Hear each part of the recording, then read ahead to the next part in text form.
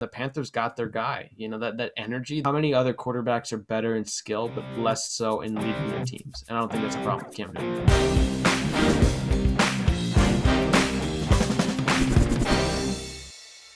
What's up, everybody? Welcome back to the Dorm Debate Podcast. Week 10 is over, and what a great week it was. The Giants were on a bye, so that's a dub. The Cowboys got a dub. The Eagles got a dub. The Chargers, unfortunately, didn't get a dub, but the Michigan Wolverines beat Penn State in Happy Valley, so I'm happy. It was a great week overall. I got a fantasy football win. That makes it 3 on the year. Thank Your God. first win that's not against Nate. First win that's not against the last place player. So we're making strides. We're making strides, people. I want to revisit before we get into our first topic, our week 10 predictions. Now, John, first off, you said that the Lions would beat the Steelers. And I'm going to give you half a point for that. Okay, I'll take it. A tie is good enough, right? Yeah, it's good enough. I mean, there's such a scrappy and bad game, but I'll take it. They should have won. That kick was feeble. It was so bad. That thing had no height on it. I know. We thought it got tipped, but it really didn't. Yeah, it was bad. It was really bad. Then we had Caleb, who picked Washington over the Bucks back in week 3. Where did you find the time machine? I hit it, and I didn't think you would find it. Let's just pull up the clip. Let's pull up the clip of this was we also need the time skip to skip last week, but we won't talk about that. I think it was week 3, right, when we called it that the Bucks were undefeated. We were just saying who would be the ones, and in a way I did call it that Washington would beat them, and we are all surprised. I mean, watching that game, I was so hyped. Like, because, in the first half, they were up by a lot, and you're thinking Brady's going to come back. Like, it's fine. And then Washington had that drive. I think it was like 9 minutes long. Yeah. That last drive, they went all the way down so methodically, all the way, and scored a touchdown. And that basically left like a minute left for Brady. So it was basically over at that point. And then I called Carolina over Arizona. Now we're going to talk about Cam Newton and the Panthers in our overreaction segment. But I predicted Carolina, but I feel like I shouldn't take all the credit for it because I thought that PJ Walker was going to have a great day, and he had 0 touchdowns, and the man who had the 2 touchdowns was Cam Newton. And at the time, we didn't know Cam Newton was going to be the starter, but Carolina ends up with the dub over Arizona. And then, Jonathan, you said Jets over the Bills, and that looks like Mike White is human. Yeah, it looks like he's going to be one of the greatest backup quarterbacks in the NFL at the most. Wow. He had a 33.4 passer rating. That's completely terrible. That's unacceptable. 4 interceptions. No. It's disappointing. But it's the Bills. I mean, the Bills are really good. So yeah, that's true. The Bills are good. I mean, let's wait a few games before I make a final determination. But I was highly disappointed in his performance, given that I expected him to make some progress from a few years ago, from John's prediction. He's still getting some playing time. Let's wait a few games. But I was disappointed. Yeah, maybe we slightly overreacted on Mike White. It's just a little bit, but he's got time. He's got a long career ahead of him. He's like a solid QB, good guy. He's got the name, simple name. That's what all great quarterbacks have. Mac Jones. You can't start off with Mac Jones saying great quarterback names and then say Mac Jones. Mac Jones we're going to talk about on the overreaction as well. So without further ado, let's get into the first topic. So the first topic, we're going to talk about the Monday Night Football game. Now we're filming this on Tuesday. So last night, the 49ers beat the Rams 31-10. Who in their right mind would have suspected that? I thought it would be flipped. The Rams would be 31 and the 49ers would be 10, but that was not the case. Now, history says that we all should have bet on the 49ers because the Rams have lost the last 5 meetings against the 49ers. Can anyone believe that? I did not Wow. know that. That's Are interesting. they in the same division or something? Or is this just Yeah. They're in the same division. They haven't Okay. won. They haven't beaten the 49ers since December of 2018. Dang. And that season, they went to the Super Bowl. Huh. Wow. So they really haven't figured out then. They have the number. Yeah, so Wow. I feel like it's just Kyle Shanahan knows exactly how to play Sean McVay, just outcoached him, which is what I believe. But I want to get your guys' opinion. John, what are the concerns about the Rams defense you saw on Monday night? I think as far as the defense goes, they just, it was kind of like the Washington team against Tampa Bay. Like 49ers did the same thing. They played smart football, didn't get into any third and longs, and they just controlled the clock, ran the ball a lot, and just methodically moved down the field like Washington did against Tampa Bay. That's what the 49ers did against the Rams. And the Rams weren't able to get any big sacks. They were getting out Garoppolo was getting the ball out of his hands quickly. So the Rams just weren't able to get many stops. I mean, 31 points is a lot of points on one of the top defenses, or supposedly one of the top defenses in the league. But I think more of the focus and the worry is on the offense. Now, obviously, a Robert Woods torn ACL in practice on Friday is very unfortunate, but they did sign Odell. And not to say that we should have seen this coming, but I think this is a sign of what we're going to see for the next few weeks from the Rams, because you can't have your second best receiver tear your ACL and, your offense just be perfectly fine. It's like if Dallas, let's say their top receiver is CeeDee Lamb. It's like Amari Cooper tearing his ACL and being out. Like, you're not like the next week going to just like put up 30 points and blow out a team you're supposed to beat. Like, it's going to take time. Like, Van Jefferson obviously wasn't ready for the Robert Woods role, and they were trying to get Odell involved more and maybe give him some of Robert Woods' routes, but him and Stafford had never played together, and it was on a short week. He only had like 3 days to prepare for the game and get some reps in. So I think it's really worrisome for the Rams offense more so than the defense. Jonathan? Yeah, I completely agree. If you watch the game, you saw how out of sync Matthew Stafford and OBJ were. And, a lot of people are saying OBJ is basically done. I don't know. Let's give him a few more games to see if they're able to get some chemistry going. But you're definitely going to need another number 2 guy rather than just throwing it to Cup almost every play if you want to go far, if the Rams want to go far. Because if I was the defense coordinator, just double team Cooper. Double team Cooper Cup. Maybe, maybe triple team him if you have to, honestly. No, to be honest, I completely agree with that. Not saying that a team would triple cover him, but it's going to, like I was saying before, I was saying Robert Woods' fantasy value is trending up. I said that like 3 weeks ago. Hasn't completely happened, and unfortunately he tore his ACL. But like Jonathan says, moving into the playoffs, I'm sorry to say this for Rams fans, but I don't think the Rams have a chance to go to the Super Bowl now. You can't just have one receiver catching all the passes unless you're Aaron Rodgers. And he can't even get to the Super Bowl with Devontae Adams. So I think Rodgers and Adams are a better combination than Stafford and Cup. And there's just no way that they're going to be able to go through all these great defenses. And in the playoffs, you're going to need to come in clutch, and you're going to have to throw to other players. So I want to see the Rams stop throwing into Cooper Kupp, and I want to see somebody else lead their team in targets within the next few games. Throw it to OBJ 10 times, or throw it to Van Jefferson 10 times. Like, get other people involved. Yeah. Because you're going to need to do that if you want to prepare for the playoffs. Other players are going to need playing time and chemistry and going to need to step up. Well, I will say that OBJ probably didn't know the playbook. I mean, you got there at Thursday? Sure. So I don't think anyone was expecting a big night, but a lot of the narrative in the media is that like Stafford played a bad game. And I don't think that's the case entirely. The receivers had 5 drops total. 2 were by Higbee.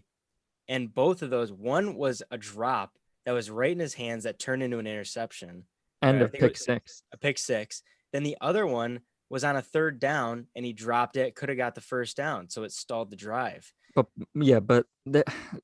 I don't think I agree that I don't think Stafford was the issue, but I think McVay, his play calling wasn't great. He put Higbee on like 3 tight end screens. One of them ended in like the pick 6, and then he did it a couple more times, and it got blown up right in their face. Like, I don't know. It just wasn't great, I don't think. the amount of deep throws that they should have thrown against no-name cornerbacks. You Exactly. had Josh Norman, who's old, so you could easily burn him. I'm guessing what they did. I watched the film, but it's hard to see. But they put two safeties high, and you saw in that one interception that Stafford threw, it was double covered. There was a safety right over it. So that play to OBJ was just dead. But they only went deep like 4 times, like 4 passes over 20 yards. And it got me thinking, why did you release Deshaun Jackson, the best deep threat ever in football? And that's probably what you needed to do to beat the 49ers. You release him, then Woods tears his ACL. Now you're down to Cooper Kupp. They're going to put a safety over him. They put a safety over OBJ, and that's where you saw him throw the deep threat or the deep ball to OBJ, and it got intercepted. I think what they failed to do was game plan correctly for the 49ers. And I think it came down to the coaching. They simply just got out coached. Even the game plan for the defense for the Rams, the whole offense for the 49ers is to throw over the middle. They do slants and drags all over the middle. And then they would do some outside runs, and they would not put people in the middle. Even on a 4th down at the end of the game, where they've seen it throughout the whole game, they give up a 40-something yard touchdown to Deebo Samuel right up the middle. And that's all they do is these stupid slants. They do nothing on the outside. It's crazy. So I think it was just complete, just bad coaching, out-coached. And obviously it's happened before. This is not an anomaly. You've lost 5 straight times to the 49ers and Kyle Shanahan. So obviously Sean McVay is just not getting the message that you really need to test their corners. Their corners are not big name guys. They're not great guys. You should have been throwing deep. You have OBJ, you have Cooper Kupp, even Van Jefferson's a good deep threat. You got to test them every once in a while in their man coverage. And they were just doing these short routes and drags over the middle that weren't getting any yards at all. And then you're throwing a screen to Higbee. It's like, what's that going to do? Like, I mean, I think that the 49ers, if you look at their season, like their corners haven't been great, obviously, but their weakness is the run game. They have had a lot of trouble stopping the run. Remember in week 1, DeAndre Swift and Jamal Williams had over 20 or 30 fantasy points each. And I know we shouldn't be going by fantasy points, but they both had good games. And what did they do last night? The Rams, they gave it to Darrell Henderson 5 times. How do you give your running back 5 carries? He had 31 yards on those 5 carries. That's 6.2 yards per carry. So if your running back's running 6.2 yards per carry and you're not trying to establish the run, now I understand in the 4th quarter, but like in the 2nd quarter, 3rd quarter, when you could, like coming out at halftime, you don't try to establish the run. So I completely agree with you, Jared, that it was just on both sides of the ball, just a coaching blunder. And I think moving forward, if the Rams are going to figure out their passing offense, they're going to have to start with running the football better and more often. Yeah, and I think that's a good point. Sorry, Caleb, I don't know if you've spoken yet, but just one thing. You know, if you look at a lot of the great teams, they have like 2 running backs. I think Darrell Henderson, he's not 100%. I think he was questionable during the game. I had him in fantasy, that's why I know. And so, you know, that's probably part of the reason. And so a lot of these successful teams, they're having 2 guys. You need 2 guys. It's a long season. A lot of these guys get beat up. And in order to make your offense effective, then you need to, you know, have a good running game, but also, you know, obviously have a great passing game as well. And so if you just lean more towards passing, like the Rams are kind of doing right now, then you're going to struggle. And also one last thing, I think we're forgetting that, you know, Kittle has a huge impact on the 49ers, their offense. And so, you know, he's come back these past couple of weeks and they've won 2 straight. So let's not forget that Kittle's a pretty good tight end. So they did a good job of using him. Yeah, he is a good tight end, especially for John now, because I traded him to you. Thank you. Oh, you traded Kittle? I didn't know that. Because I had Kelsey already, and so. Gotcha. But I forget who I got for him. Good kicker. You got a kicker. No, it works out that because I'm not going to add much more. I didn't get a chance to watch the game because I was sleeping. A long night, Sunday night, as I told you guys, and so I'm not going to add more. It's more to pose a question, kind of an observation, because I know we talked about how I called Washington. No one's saying the Rams don't have the talent on paper to potentially have beaten the 49ers, because even though despite the win and a couple of flashes of brilliance, the talk with Shanahan's been kind of he's on the hot seat, you know? So good for him to beat the Rams over and over, but they needed this win real bad. They sounds like they deserved it from what they got. They played their own game. But going to that comparison with versus Washington, it's like 90 for the Washington for Bucks game, 99% of the experts picked the Bucks to win.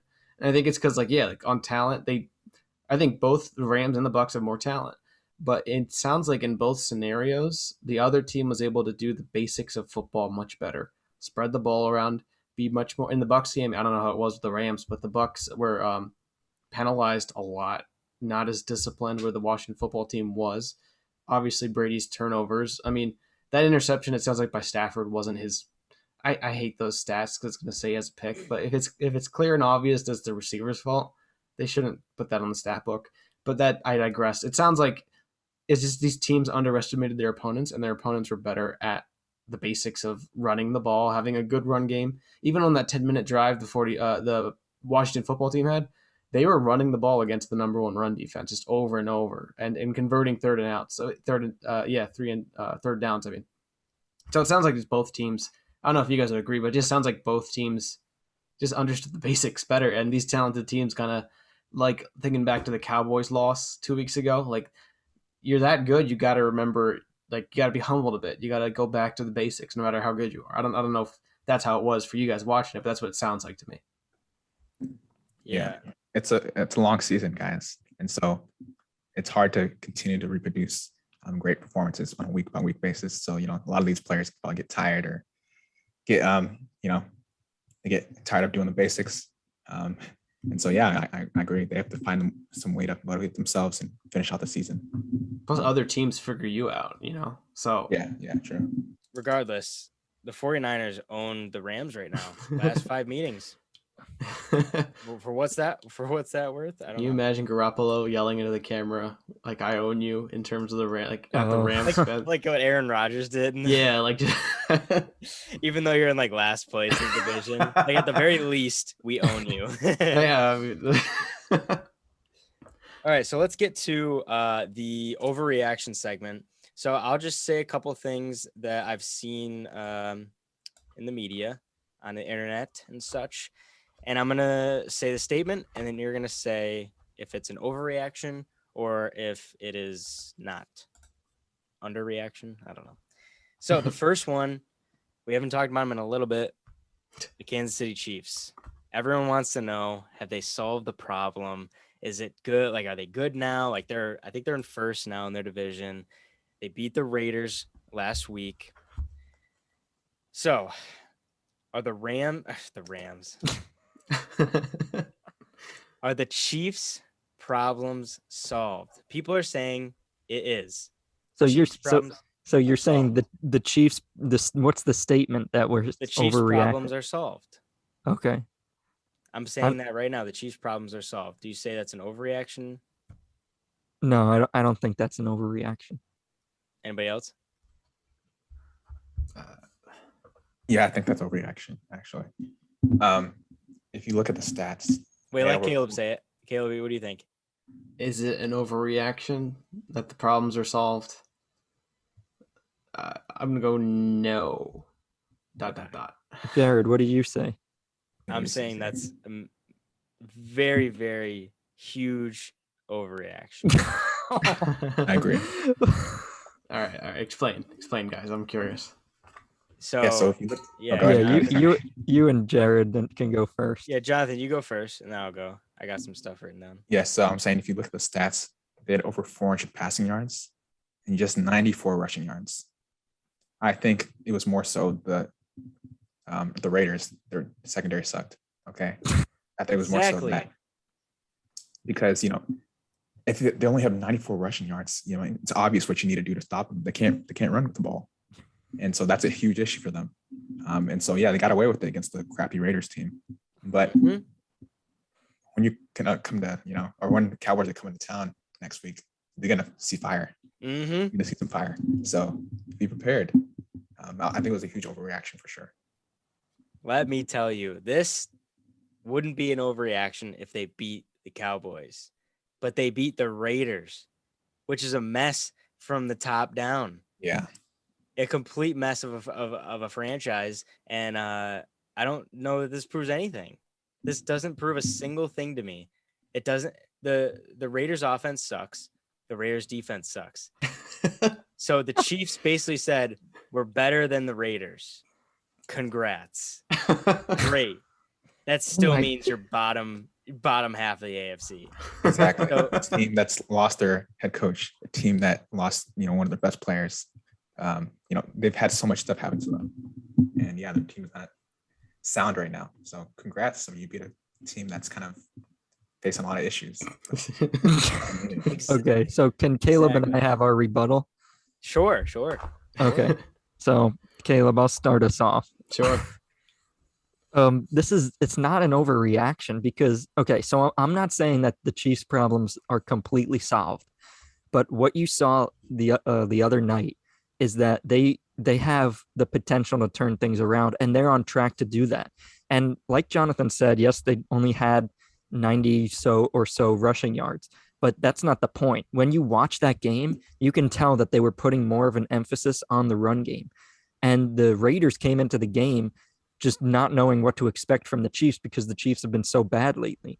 But if the Chiefs, they gave the ball to Darrell Williams and they were able to move the ball on the ground, they weren't getting like 1 yard per carry. They weren't getting sacks. I don't know how many sacks the Raiders got, but the Chiefs did a great job blocking and making sure that Mahomes was able to get the ball out of his hand quickly. So the Chiefs are starting to figure it out. They're doing runs up the middle. They're handing the ball off more. They're doing quick passes. They got Kelsey involved. I mean, Kelsey had over 100 yards. Darrell Williams had over 100 yards and a touchdown. Tyreek had 83 yards and 2 touchdowns. And Byron Pringle had 4 catches, 46 yards and a touchdown. So they're getting more people involved. And it's just, you could just tell that they are starting to figure it out. And I know the Raiders, yes, they've been struggling since they lost their coach. They haven't been playing well. Their defense lost to the Giants the other week. So I do think they've been struggling, but I think the Chiefs are on their way. I'm not saying their problems are completely solved, and I don't think they're going to destroy the Cowboys this weekend or even win by a lot, but I'm just saying that they are on track to fixing their problems. And once they play the Cowboys this week, they get a home game against the Cowboys, and then they get a bye, week 12 bye. The team that won the Super Bowl last year had a week 12 bye. Remember the Tampa Bay Buccaneers? I said, watch out for them after their bye. They might not lose again, and they never did. So be careful about that week 12 bye because they can have that bye to be like, okay, we just gained momentum into the bye. Now let's reassess game plan even more. We got like momentum where we know we can win, and now let's go from there. I mean, Caleb, what do you think? Yeah, just like I agree with the points John was making. I mean, to add a little different observation from my end, I've talked the past few weeks that yeah, I agree that no team has every problem figured out. Like something comes up, But in terms of like the biggest problem, that's why I said no. ... I don't think it's an overreaction because I've said the past few weeks that the Chiefs' biggest problem in my eyes was confidence. Yeah, the Raiders aren't the best team, but I also wouldn't label them as one of the worst teams in the NFL. Like Jared, you kind of alluded to, they're kind of middle of the pack. They have some off-field issues and turnover and all that things, and if Derek Carr's the guy or not, but. This is an important game for division, and it's gonna have playoff implications potentially down the line. 2, the Raiders and Chiefs are rivals. Like those are like the Cowboys Eagles equivalent. So that's a big game to carry you into what I think is the more legitimate test of the Cowboys. Like if they go into the bye with a win over the Cowboys, that's like we're back and we're gonna get rest and we're gonna come back for more, And so I think they just needed this kind of big win that does show what their strengths are when it's not just trying to do the same thing over and over. Like they did spread the ball around. They still had almost 100 yards rushing, which is, it's not like you said, they could run more, like Jonathan, you pointed out, but at the same time, Mahomes had 5 touchdowns. Like this was coming off of weeks of people starting to say this is his first down year. This is his first season with bad games. Like it's like you still got Andy Reid, you still got Mahomes. You can't count those guys out. And who knows, maybe this will be like, the Chiefs will have been humbled so much for so long that, like John said, like they come back and this is like the story of how Mahomes and the Chiefs came back for another title. Who knows? But are all the problems solved? No, but I think it was just confidence came down to it. And now you have Kelsey involved in a big way. I know because I had him on fantasy. He was killing it. So I just think they needed this motivational win from that perspective. And it's good to see all the other things, John, like you mentioned. But I just think this is the biggest problem is confidence. And if they can beat their rival and get a division win, that's pretty important. Then I think that's going to at least carry them a little further. But I agree too. That's why I said no ... that the Cowboys will be that real test. Because if they beat the Cowboys or if they barely lose even, then that at least shows that they're doing something right. If they can contain the Cowboys offense to maybe under 28 points, No way they can do that. I would believe that, okay, defensively, it's starting to click. And I'm not saying that wasn't a big win. Every win for the Chiefs right now is huge because where they put themselves in. True. But I feel like we agree. Like we're saying, I mean, I'm saying the problems aren't solved. You guys are saying they're not solved, but they're getting towards. Like I think the biggest problem was confidence, and they had the game I agree with that. to get the confidence back. Yeah, and it makes sense. Like Mahomes does better when he's comfortable, confident, and not as under pressure. But like this game against the Cowboys will really like you're playing a team that just annihilated the Falcons, made them look silly. But would you guys say the Falcons are better or worse than the Raiders? I would say better, honestly. I don't know. That's tough to say. That's tough to say because, you know, the Raiders don't have their coach. They also have off the field issues that are distracting. I don't know. Oh, my God. Did you see Deshaun Jackson's play? Where was he running? He, like, caught the ball and ran the other way. Yeah, that was funny. He just threw it to the other guy. Like, I have never seen – he caught it and then went to the other, like, sideline and started running that way, and the end zone was that way. Yeah, that was. It was I did weird. not see this, but it reminds me of when he was on the Eagles and he spiked the ball at the 1 yard line. You know, like the same energy. I'll never forget that. Same energy. You know. Yeah, like it was that. Like if anything, like the best deep threat in the NFL. I thought he would be able to catch it, go right in for a touchdown, almost a walk in, and he went the other way. You'll have to look it up, Caleb. It's I'll very strange. Not a good look being his first game, you know. His first catch, first game as a Raider, you do that. Well, you can only get better. So maybe it was like just in his mind, like I have to do as bad as I can, so that everything is compared to this low point. You know, anything is better than that. All right, next big news on the list: Cam Newton. Now, Cam Newton, what a day for him! He comes in at the 1 yard line, rushes it in for a touchdown. He says he's back. He's back. He's back. I'm back. Then he goes in, throws for a touchdown to Robbie Anderson. Thank God for Cam Newton. Robbie Anderson may have a good season again. That's an overreaction. You're not picking him ever again for week. I don't even know who he is. Nope, he's off the list. So the Panthers upset the Cardinals. They are sitting in a playoff spot right now. They are 5-5. Cam had 2 touchdowns, 1 rushing and 1 passing. And it looks like he's going to get the start this week against the Washington football team. They're prepping him to be the starter. Statement is Cam Newton will lead the Panthers to the playoffs. It's such an overreaction. Jonathan? It's not an overreaction. Caleb? I think it's an overreaction. I'm gonna say overreaction as well. I want to, but I was on Cam's side like 2 years ago, and he let me down when he went to the Patriots. So I'm gonna have to say overreaction. Jonathan, start us off. Look, as long as the Panthers have McCaffrey, then the sky's the limit.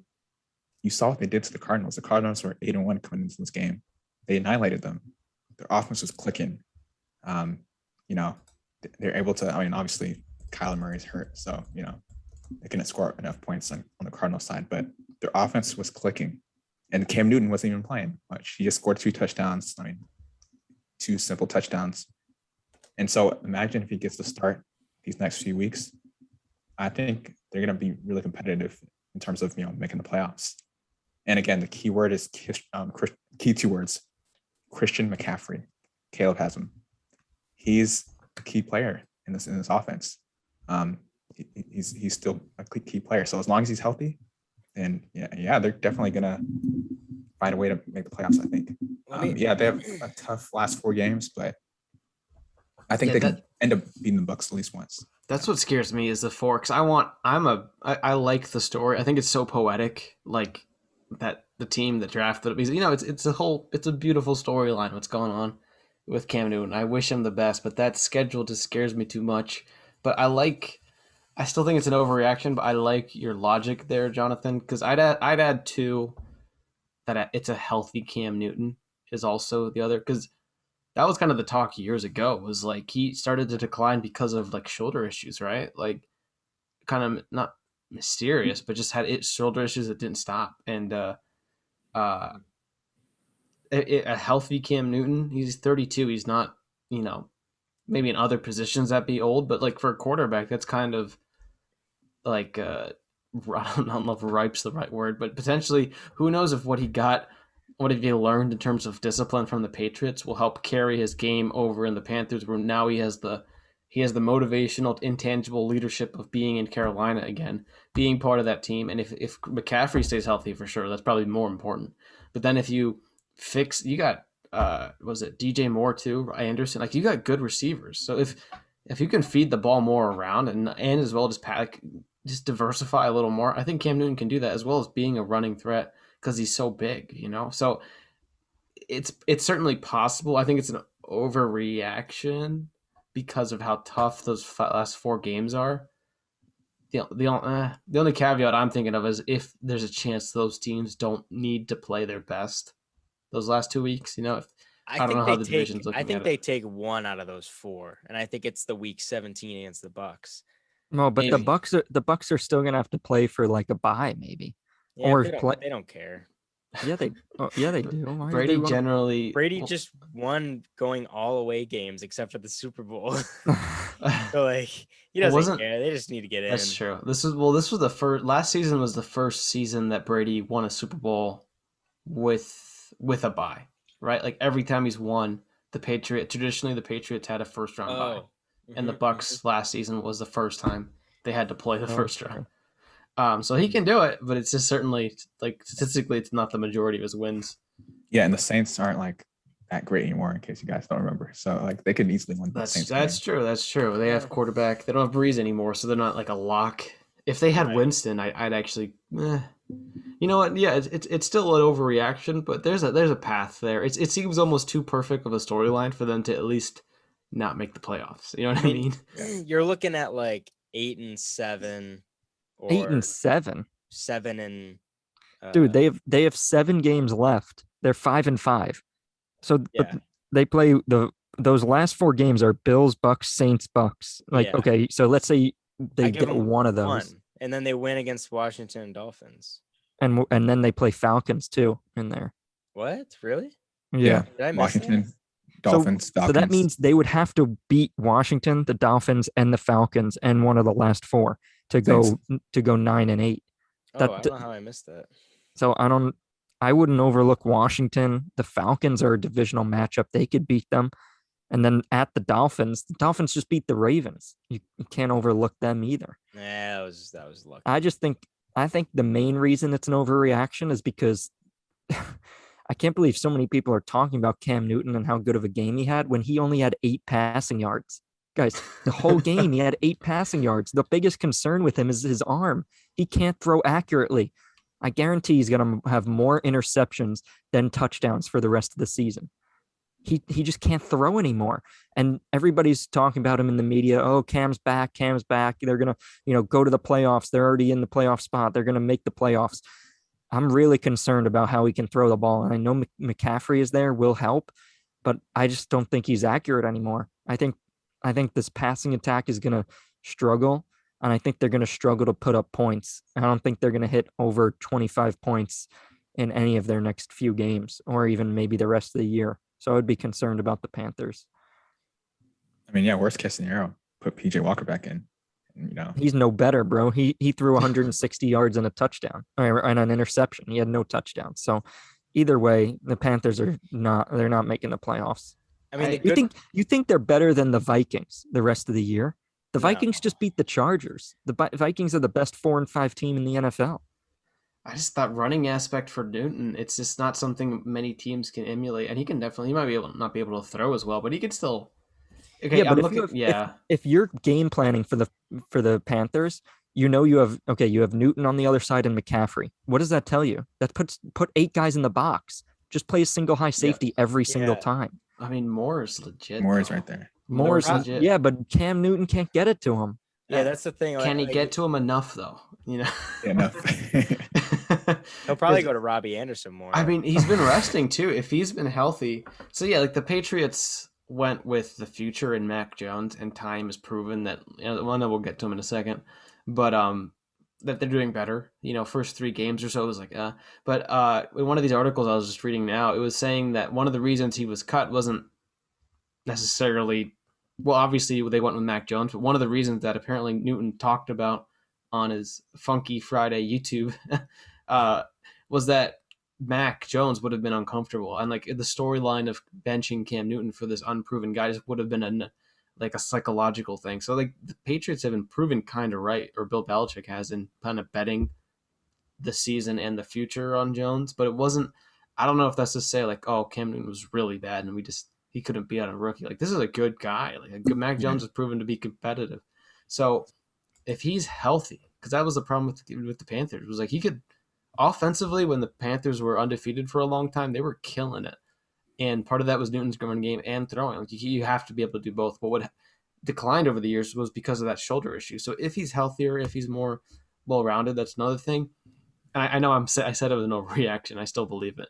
But you just got to consider, too, that's a leader. When the Panthers got their guy, that energy, that momentum, that's just an intangible thing that the stats don't show. That how many other quarterbacks are better in skill but less so in leading their teams, and I don't think that's a problem with Cam Newton. So it'll be interesting. I'm certain it's certainly possible for the Panthers, and I'm hoping for the best, but I do think it's an overreaction off of just one game to say he'll lead them to the playoffs. Yeah, and I will say this: I hope Cam, he continues to just play well and not talk too much in terms of saying controversial statements and stuff like that. I mean, after the game, I think he said he felt like Moses or something like that. I mean, why do you have to say that? Yeah. Like, why do you put a target on your back? You ever see the Key and Peele sketch about talent? This is the basketball player wins the game, and then he tells kids to like jump off the roof. Yes, he's like, you can do it. If you believe. That is legit, Cam. I didn't know you said that, but this sounds like the same energy. The heat of the moment, man. Well, like you said, like he maybe doesn't have the skill anymore, but the way that he carries himself and the way that he leads the team, I mean, he was leading the huddles on the sideline and getting people together, talking to him, hyping him up. They put their hands up in the huddle. Like PJ Walker's like off to the side. He's like, what? I'm still starting, dude. Like what the heck? And he's like carrying this team, and like it's like, what? Has he been there the whole time, like behind the scenes? Like he looks like he has been there. Return to the King, Lord of the Rings. Which is funny because was Moore there when Cam was there? Like I don't know if that lineup was. Like, there was something about that. It might have been like Moore's first year. Newton was there when Newton was kind of questionable. Oh, yep. And then I think I do left. remember that because they had Hard Knocks, I think. So they had a crossover like season, but it was his rookie year and Cam's last with the Panthers, something like that. If I'm remembering correctly, but right. They're it could blossom into, like who knows where that will go. Yeah, but I do think that this is an overreaction because the way Newton talks and carries himself, it's very easily, you could very easily believe in what he's saying, and you could believe in all the hype, and he's speaking things into existence, but he doesn't have the skill anymore to back it up. I mean, like John, you said he had more interceptions than touchdowns in his game in his season with the Patriots. And granted, this offense is way better than the Patriots offense he had last year. But like we said, he's got to get them the ball. He's got to get his receivers the ball.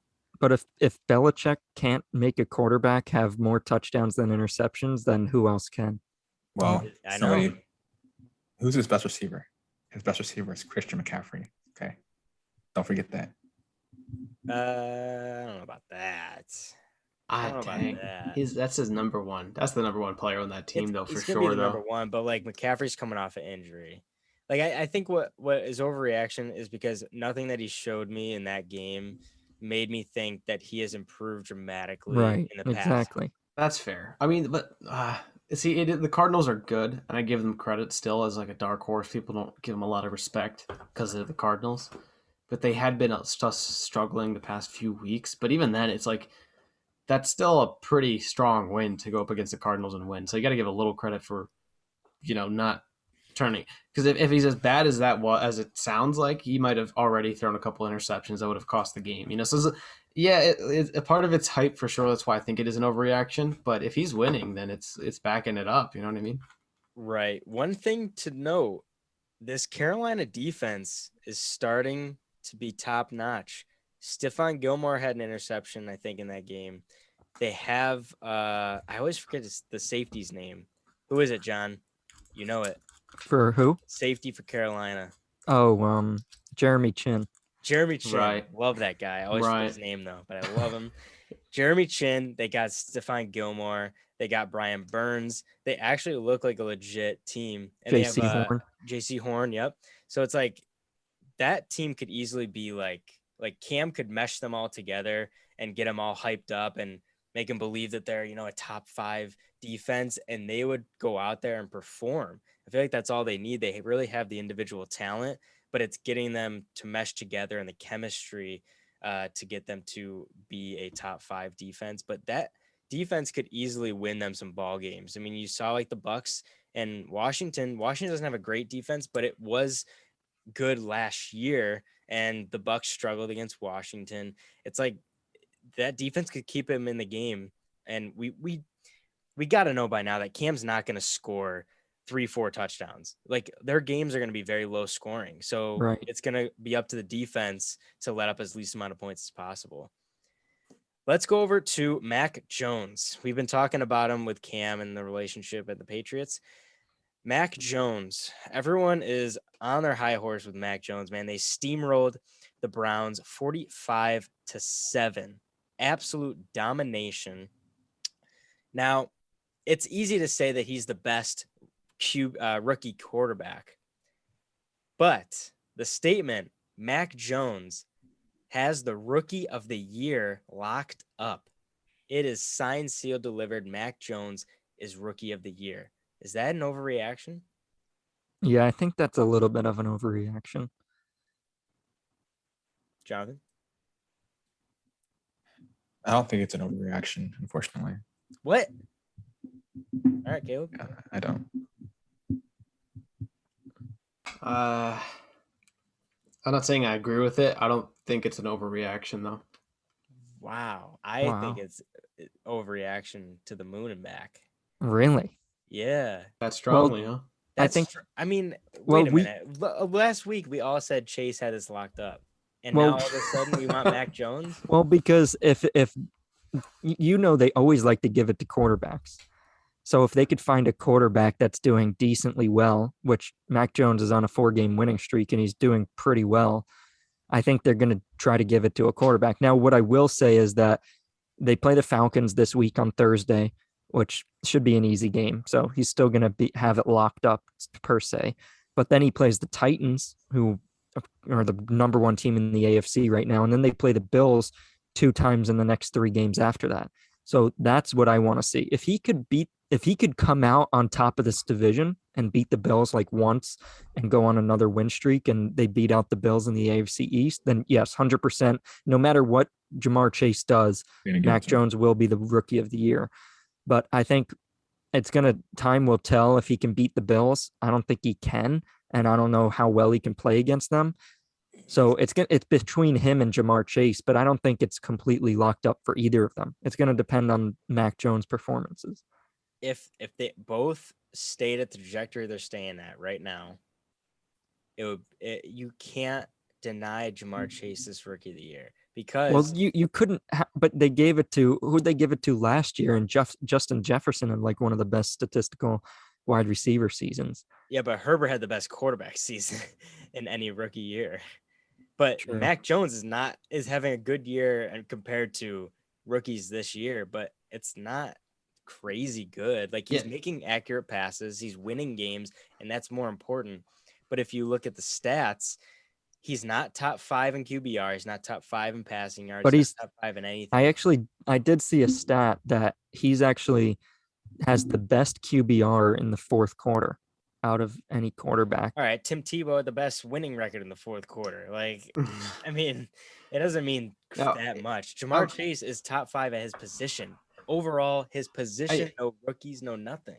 I like Chase too. It's interesting. I have pretty much the same argument as John. I'm just willing to like I said, I don't agree with it, but if someone were to say he has it locked up right now in terms of Mac Jones, I I don't agree with it, but I don't think it's an overreaction because John, you said it right out of the gate. Like they just love giving these kind of awards to quarterbacks, and I get it.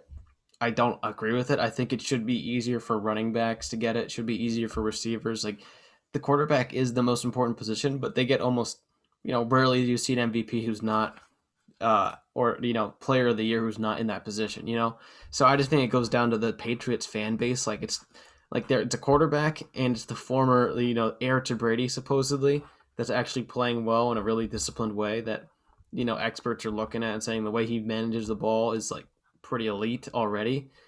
To like enter the league as a rookie and be a top 10 guy already. I mean, even though Chase might, if they both stay healthy the rest of the season, if the Patriots start losing, then I think it gives Chase the chance more because Chase is being a wide receiver. I feel like your success is a little more tied to the team doing well. So like if Chase gets a lot of points, but the Bengals don't make the playoffs, and Mac Jones is okay, but the Patriots make the playoffs, the narrative of rookie quarterback making the playoffs is too much for the league to ignore. And I don't agree with it. I'm just saying I don't think it's an overreaction if people are like, yeah.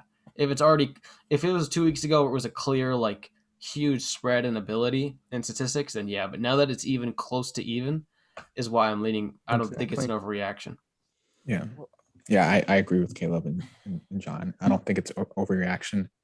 They tend to give QBs this. And also, if you look at this year, given how atrocious other rookie quarterbacks have been this year, he's done a lot better than his peers. When I say his peers, just all rookie quarterbacks. He's done a lot better. It's an interesting point. Than Trevor Lawrence, Justin Fields, he came in, he didn't look that great. Right. All these guys, he's separated himself definitely from his peers. And so really when you're talking about rookie quarterbacks, he's definitely the best. And so, yeah, I agree. If he happens to beat the Bills, that will really encourage people to give it to him. In terms of Chase, yeah, he's had great numbers. I think he's top 3 or 4 receivers in fantasy, right? Yeah. The other rookie receivers like DeVonta Smith, he's done decent and not as good as Jamar Chase, but he's done decent. But if you look at Mac Jones, other quarterbacks, they haven't really done decent like him. I think he's sort of separated himself from the class of quarterbacks. Jamar Chase, I guess he's sort of done that, but DeVonta Smith still is kind of up there, I would say. And so, yeah, I mean, if you want to make an argument for Mac Jones, you can. I don't think it's overreaction, but yeah, I would still go with Jamar Chase if I had to choose. Yeah, I'd like Jamar Chase to get it. I feel like it's so much. Well, I could be wrong, but I feel like it's harder to come into the league a rookie as a wide receiver and become a top 5 in the league because there's so many receivers. Right. Then there's like 32 quarterbacks. I mean, I don't know. I'm just saying personal opinions. Where would you guys rank Jalen Hurts in top 32? Like, where would you rank him for quarterbacks? Jalen Hurts? Yeah, Jalen Hurts. Why Jalen Hurts? Because he's having the same season as Mac Jones, and I'm just curious where you would rank Hurts compared to Mac Jones. I think Hurts is a little below average. So I would say if there's 32 teams, somewhere between 18 and 20. See, I'm an Eagles fan, so I'm biased. But even then, before you explained why, Jared, my first number that came to mind was 15. So that makes sense. So when you compile like his stats between yards, touchdowns, interceptions, QBR, he's around 16.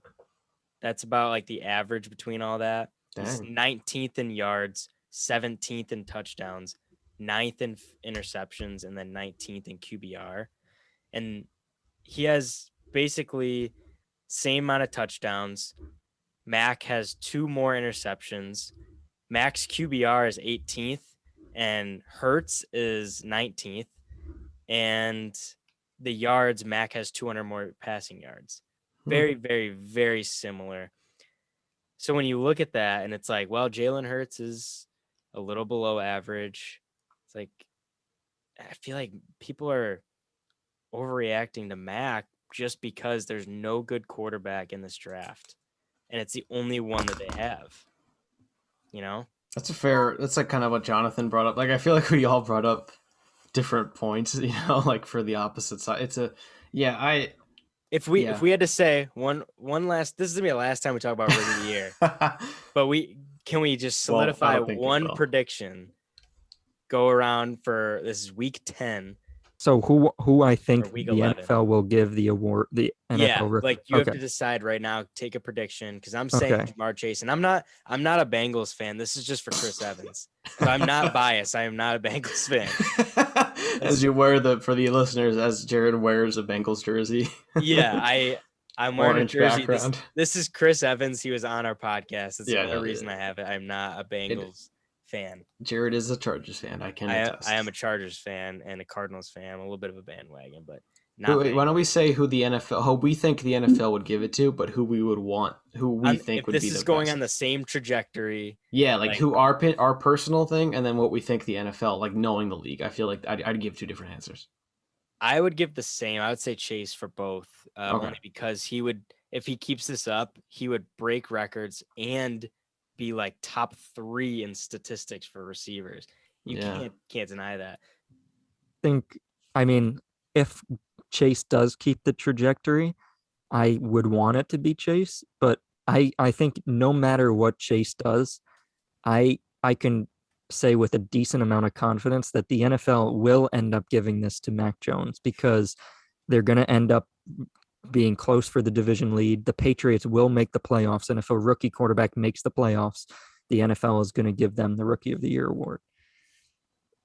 Yeah, I agree. I'm going to say if the NFL made the decision, they'll probably give it to Mac Jones because I'm going to be honest, quarterback is the hardest position to play. Okay. Jamar Chase, he's been targeted a lot. Field goal holder. No, quarterback, there's so many plays you have to memorize. There's so many plays. In order to get the starting position, you better know all the plays once it gets called. And so, it's not as easy as it looks just throwing the ball. There's a lot that goes into it. They have to be the hardest workers in the room. So given all that, and if they happen to find a way to make the playoffs or beat the Bills once or something, then they're going to give it to Mac Jones. Yeah, if it's close enough, I kind of agree with both. If it's close enough to cause doubt, I think the NFL will want to give it to Mac Jones. They just can't resist, I mean, look at them, how they doubled down on the taunting thing where the ref put his hip out and hit the other player and then called taunting. They doubled down on it. They didn't apologize. The ref wasn't punished. They were like, yeah, it's taunting, clearly. They don't understand, So I think, personally, if it goes the trajectory like you're saying, Jared, I think if they keep performing at this level, I think the separation could potentially be so big that if that's the case, then they'll give it to Chase if they can't ignore the facts, literally. If it's close like it is now, I think the NFL would give it to Mac. And this is barring any injuries. What's your prediction? So NFL prediction, they'll pick Jones. Personal opinion, I'd give it to Chase. Okay.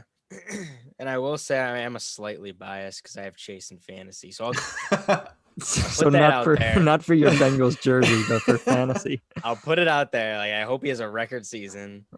But other than that, That was Other such than a that, I good wasn't pick, even though. thinking about that when I was saying this. It's just you can't avoid the stats. Yeah. All right, last one, overreaction. We're going to go through this super quick, and then we'll get to our week 11 prediction, which is Cowboys versus Chiefs. But the statement right now is Baker Mayfield is not the long-term answer in Cleveland. Now, they lost 45-7 to Mac Jones and the Patriots. Baker obviously got injured. Case Keenum had to come in. Baker's just been battling injuries constantly. I think he tore something in his shoulder, and now there's another injury to his ribs or something, but he is just riddled with injuries throughout the season. They still have a chance to win their division. I think they're tied for second or tied for first or whatever, but it's a very, very close race in the division. By no means are they out of winning the division or the playoffs. But the narrative is around. Baker is not the long-term answer. Overreaction? Yeah, that's an overreaction. Yeah, that's overreaction. It's like a double negative. So is it an overreaction to say Baker is not the long-term answer? I'm saying Baker's not a long-term answer. Do you agree with that, or do you disagree? Do you think I'm going crazy and say that Baker's not the guy? I don't think Baker's the guy. Whoa. Oh, Yeah. Okay. Start us off, Caleb. I am wait, very Jared, what do intrigued. you think? I'm assuming yours is. I said complete overreaction. Oh, I okay. like Baker a lot. And I hope he does well. I hope he proves me wrong because I think his stories is great. You He's know, a good like, guy. Good, yeah, nothing but he personal. sucked. I think the fact that we're still asking this kind of question this long into his career is kind of the problem, I think. Because he has flashes of brilliance, and But we're asking the same thing about like Sam Darnold. Who's in the I feel like what came to mind is how you guys talk about Wentz. Oh. And I've said flashes of brilliance with Wentz. It's just is my thing is, can Baker win a Super Bowl? Maybe, because he's had up games and down games, and he's played well enough to still be the starter. And he's definitely he has a lot of commercials and stuff, so good for him. He's a good actor. I like his acting in them. But is he enough of a quarterback threat to be able to win the playoffs, win the Super Bowl? I don't know. I think he's a good manager of the team. He does throw well. He has an arm. It's tough to put him in a box. So that's why it's just the fact that even a couple weeks ago, it's like, is he still the guy? To then he has a great game, and it's like, oh, of course he's the guy. And then he goes down again. It's like, oh, well, it's just like a bit of a cycle. So that's why I think if you're still asking that, it's kind like the fact that it's still on this list, it's not clear enough, obvious that he is, So I hope he proves me wrong, but I just think they have enough of a run game and enough of a defense that if they had a slightly more consistent quarterback that can keep defenses honest, or more honest, because he is good at throwing the ball than other quarterbacks, then I think the Browns could be scary good. But right now, it's the inconsistency, the injuries is what's hurting the Browns, I think. I agree with that, but I also disagree because I think that he is the quarterback. He's been unlucky with injuries and he has been inconsistent, but I think the team has been inconsistent as a whole. But I think they have a great play caller with Stefanski. I think they just need a couple more pieces on offense. I think they need a number one receiver. I think Jarvis Landry is decent, but he's not. They need a number one receiver on the outside. And don't forget that just like two years ago, I think it was, the 49ers went to the Super Bowl against the Chiefs and Garoppolo was the quarterback. Now, is Garoppolo better than Baker? Okay, if you're saying he is, it's not by much at all, if it is at any. So I would just say that, you don't need, obviously the stereotype is that, okay, you need a quarterback that could throw for 400 yards in a game if you want to go to the Super Bowl. Well, not necessarily. I think if the Browns defense continues playing, plays more consistently and they play well, and the Browns get a number one receiver so that they could trust, because, obviously you're going to need a number one receiver. You're going to be down in the playoffs at some point. But I think Baker, he's still a pretty accurate quarterback, good game manager, and he has the it factor. He knows how to lead the team. So I think he does have the potential to be, and I think he is the franchise guy. Yeah, I agree. Once you get all those running backs back, Chubb, I don't know how to pronounce his name, D'Ernest Johnson. Johnson. Well. Yeah.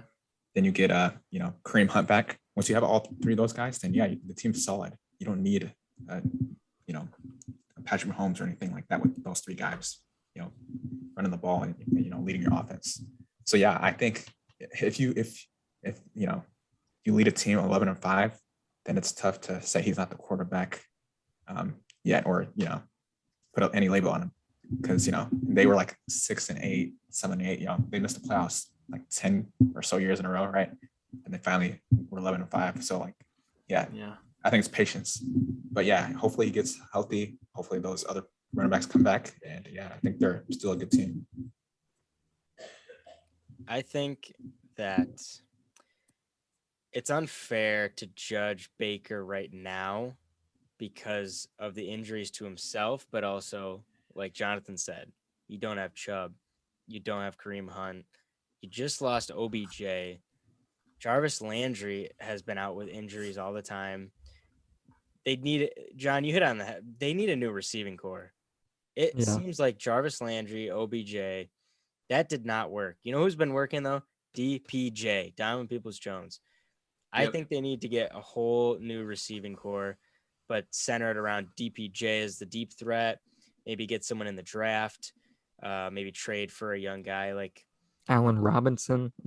They need somebody that they could trust on third downs. 100%. I think Jarvis Landry, OBJ it just never worked.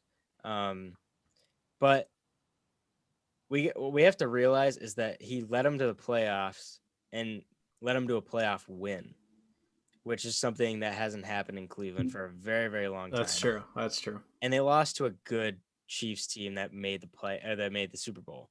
So it's not like it was a disappointing end to the season. Then you look at, this narrative that he's not the long-term answer. I feel like it's mainly done by the media, but what I've seen from Browns fans is that they think Baker's the guy. They don't want to go back to that quarterback carousel of trying to find, a talent again. Baker is a first-round talent. He's proven that he can win. He's done it before in college. He did it this last year against or in the playoffs. I don't know why you would go away from him. I feel like this scenario is like what the Bills did to Tyrod when they brought in Josh Allen. The only difference is this draft this year. Say the Browns go and they lose and they're a top 10 pick. The quarterbacks this year are not that great. It was not like that the 2018 or 2017 year, whatever, where Josh Allen and Sam Darnold and Baker Mayfield and Lamar. Yeah. Class. Who? I said that was a great class. Oh, Yeah, there's there's someone else we're forgetting, I think, but there was a lot of specifically from that it was class. just so much talent. Mike like White. Josh, Mike White. Josh Rosen was a good talent, but unfortunately, he kind of got bad cocky. draw. Yeah, cocky, bad draw. Got exposed. Cardinals. Yeah, but like this similar scenario with the Bills to where they make the playoffs for the first time in forever. Tyrod's the guy. They do end up losing, but then they're like, all right, Tyrod, you're gone. We're bringing in this new guy, Josh Allen. And it's like, that's not a guarantee. You can't let Baker walk or trade him and say, we're going to get someone in the draft. We're going to trade up. We're going to get someone in the draft new. You have to completely rebuild. Baker is that, like, he's the type of guy that needs to be in Cleveland. He's a charismatic guy. He's, when he wins, he's great. And when he loses, he gets all the hate, but he loves it. Like he's that type of guy. And He's the underdog, sounds like. Especially considering the way college story went. He embraces that Cleveland grit. Yeah. And there's nobody that I think fits the QB role in Cleveland more than Baker Mayfield. He loves it so much and he takes it all in. And I just don't think that they can find someone in this short period of time. I think you have to look elsewhere. I think the defense is pretty good. I think it's solidified. I know they got crushed, but they can solidify that defense. And without injuries, you have Chubb and you have Kareem Hunt. that offense runs off of those guys. They're not a passing offense. So when you take away Chubb and you take away Hunt, you're not going to have an offense. It's that simple. Yeah. You guys might have. You guys got out some really good points that swayed me a bit because I like Baker, and it's some interesting, especially like the underdog kind of thing that the Browns went for so long without winning that to go back to that, but I like also the take of like maybe getting some more because you'd think OBJ and Landry, and that was the idea of having those two would be explosive targets, but they are not. Never worked. It just never clicked, as we know now in hindsight.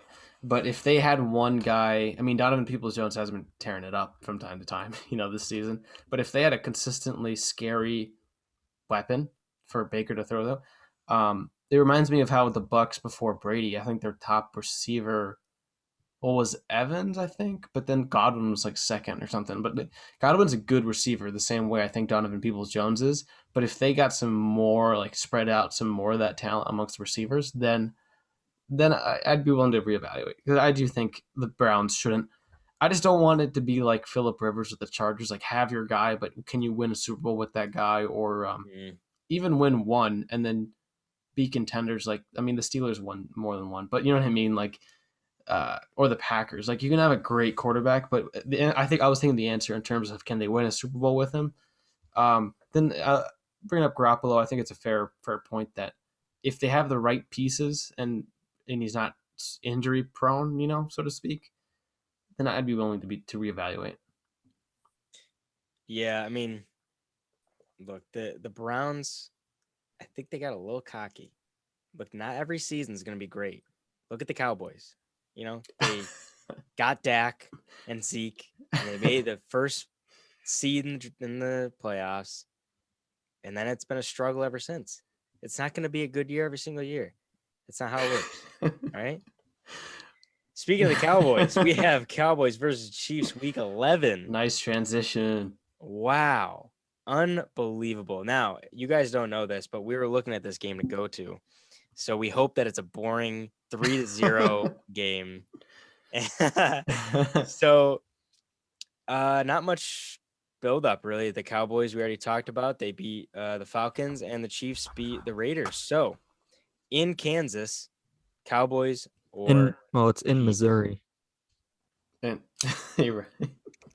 In Kansas, in Kansas City. Cheers. It's in Missouri, not Kansas.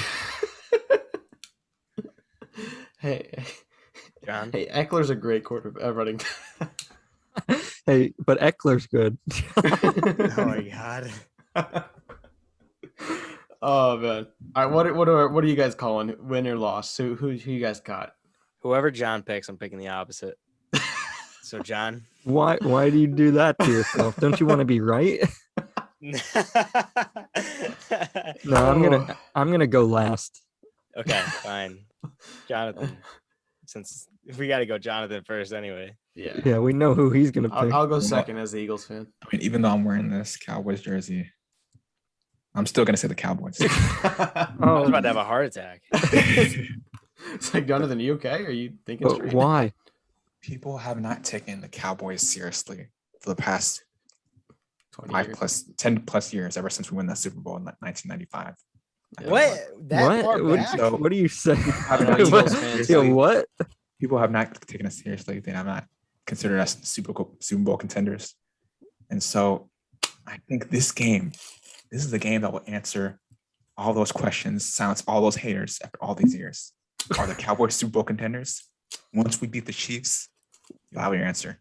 Cowboys are going to demolish the Chiefs. Demolish? Yeah. Wait, give me a score. Give me a score prediction if you can. It's tough to do that, but I'm going to say Cowboys at least put up 35, at least. And what do you think the Chiefs score? Like 15, 16? Oh, well, Patrick Mahomes is going to throw 2 interceptions. I'm going to tell you that now. Diggs is going to get one of them. I'm going to tell you that now. Okay. And so I'm going to say they're going to have 21, about 21.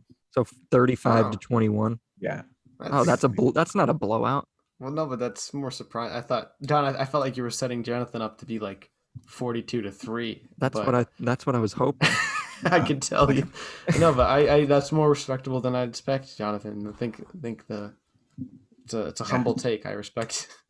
Yeah, it's gonna be a good game, but this will finally silence all those haters. Can the Cowboys go to the Super Bowl? This will answer many people's questions. Yeah. And it's gonna be exciting. I'm so excited. I live for this moment.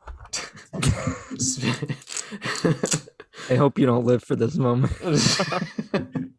No, speaking of haters, of the Cowboys, as an Eagles fan, I just ethically can't ever say the Cowboys will win. Like, it's one thing for me to Hey, think. but don't you want to be right? Like, if you think the Cowboys are going to win, then you should pick them so that you're right.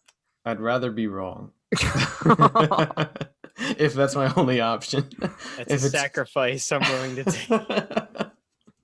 I'm just gonna call Chiefs because the Cowboys are the Eagles' mortal enemies. So that's my only rationale there. So you think the Cowboys will win, but you just won't say it?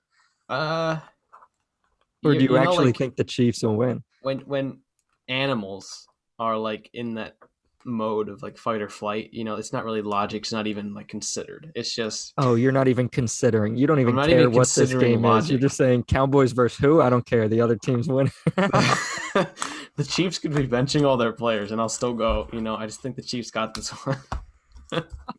out of ethics, I just can't. It's just hard for me to. Maybe one day if it's really really obvious, but I can't. I'm hoping the Chiefs, continue their winning ways.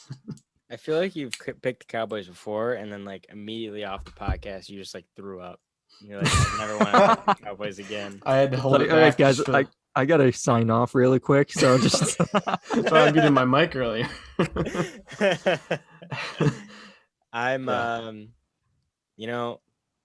go off of the opposite of what John's gonna say because I know what he's gonna say.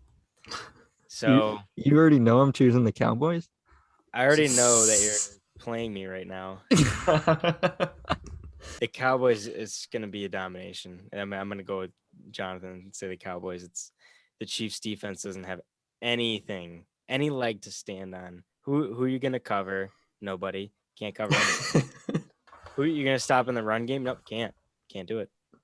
Wait, so Zeke, if you had to Gallup, all of them combined, Cooper, it's not gonna be close. It's gonna be bad. I would advise people, if you're in Missouri, to not go to this game. Don't go. It's a bloodbath. Wait, Jared, if you had to put a score to it, because I just want to get a sense of how much of a difference you think there's going to be. So you can play this on TikTok next week. Well, I know. Well, if you're scared, then you might as well change your pick. John, we know when you're scheming, John. But Jared, why don't you? I'm pretty confident in this. That I don't know about the Cowboys, how much they'll score, but no more than 17 points for the Chiefs. No more than 17. What? Wow. Okay, so and what do you think the Cowboys are going to score? Probably over 35. So 35-17 about? If we were picking an over-under, I would say under 17 points for the Chiefs, over 35 for the Cowboys. Okay. Okay, so now it's my turn. I'm going to tell you guys what's going to happen. I can't believe you guys are going to get this one wrong. Well, Caleb got the Chiefs. One of us or two of us are Caleb, right. Caleb still thinks the Cowboys. He just doesn't want to say it. No, no, he can't. That's impossible. The thought just can't. It can't enter into your head. It's just not even like, if I went back in time and showed a guy like the internet, like he'd be like, what? Like what? Like it just doesn't. There's no way to grasp that reality, You can't even process a thought like that in your head. Hey, my pick is Chiefs, so I'm curious. What's your? Let's go through it, John. So the Chiefs are going to win this game, and I'm going to tell you the exact score. Okay. It's going to be 27-20, and yes, the Chiefs are going to hold the Dallas Cowboys' unstoppable offense to 20 points. Which is 2 touchdowns and 2 field goals. Yeah. And I think the Chiefs are getting back to their normal ways. They're playing smarter. They're taking the underneath routes. They're getting small plays, and then they're choosing when they want to take big shots. Trevon Diggs is going to have such a hard time covering Tyreek Hill. There's nobody on the Dallas defense that can cover Travis Kelce. and Trevon Diggs has no chance to cover Tyreek. He's nowhere near as fast. Did you see when Tony was even trying to cover Tony? He couldn't even do that. Yeah, he got an interception in that game, but still, like, he is going to have no chance to cover Tyreek. And now that the Chiefs are running the ball better, we just saw the Broncos have a really good run game. And if the Broncos can do that, I think the Chiefs can get 80 to 100 yards rushing. And then that's all they need to keep the Dallas linebackers honest. So I think the Chiefs are going to win this game 27-20. And I think everybody's going to be shocked, especially you, Jared, and you, Jonathan, that they actually held the Dallas offense to 20 points and that they scored 27 points on the Dallas defense. Now, Jared, do you still agree with your take? Jared. So I'm going to give you one last chance if you want to switch and be right, because when we post this on TikTok, you don't want to be embarrassed. You want to know, you want to get this right. So I have a chance to switch my case. I'm giving you one last chance to say, you know what, forget about what I said before. Now that John says this, I want to go with him, and I think the Chiefs are going to win. I'm sticking with my case. Okay, Jonathan, the same offer is for you. I know you're probably more likely to accept this offer. Yeah, I just want to say this. Once the Cowboys win, hopefully Jared posts some snips from this podcast. I'm telling you, this is going to be revolutionary. You're going to have so Once much. The Cowboys win, you're going to see a lot more fans. A lot more fans. You think this is revolutionary? What do you mean? Like, we're going to see them at Walmart and stuff? And you're going to see a lot more Cowboys fans. They're like, wow, these guys are the real deal. Dak jerseys are going to go through the roof. Oh, yeah. Sales. People will stop me at where I work and be like, yo, Jonathan's take was really like way ahead of his time. And you didn't appreciate him in the moment.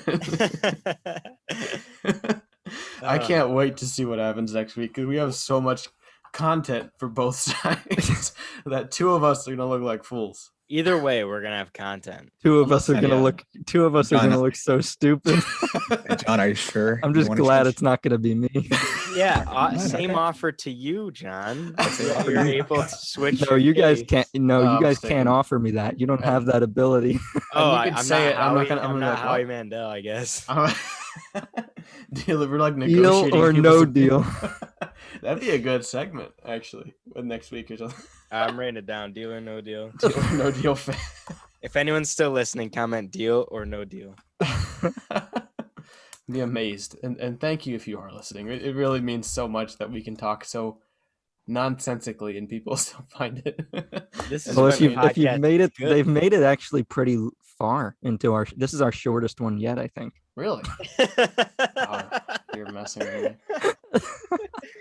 We gotta end this. We gotta wrap this. I gotta pushing 2 hours. We gotta close it. I gotta wake up soon. All right, guys. Thank you so much for watching. If you don't already, hit that subscribe button.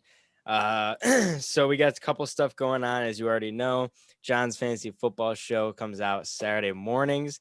John's live show is at noon to 12:45. Go catch his weekly picks, must sits, weekly rankings, and Q&A stuff over on there. And if you're not following on TikTok and on Instagram, it is at Dorm Debate Podcast, as well as John has a Patreon that you can sign up for. The link will be in the description, and you can sign up and get his weekly picks and must-sits written down, so you don't have to join the live. If you're busy during that time, you'll be able to look at them and get some more personalized advice over on the Patreon. So link will be in the description for that. Thank you guys so much for watching, and we will see you guys next week.